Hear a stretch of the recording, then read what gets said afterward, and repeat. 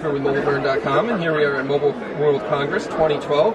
And right now we are at the Mozilla booth taking a look at the new Boot to Gecko mobile operating system that Mozilla has been developing.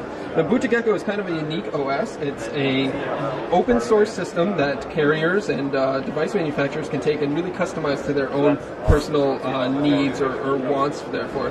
What we're looking at here is a version running on a Samsung Galaxy S2, and Mozilla is showing us a quick demo of a potential UI that could be used. However, it could be very different depending on how a carrier or a manufacturer might customize it. We take a quick look at the lock screen here. Got a standard lock screen, you swipe up to unlock it, and you got a home page of icons that launch various websites and web apps.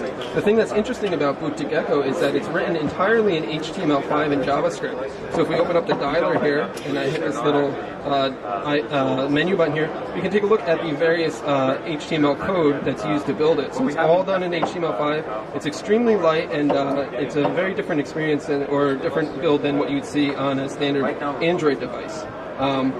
Other things that we have, Mozilla's built in a messaging API, so we've got a full SMS client, and then of course a on-screen keyboard that you can see here. Again, built with the HTML5 code.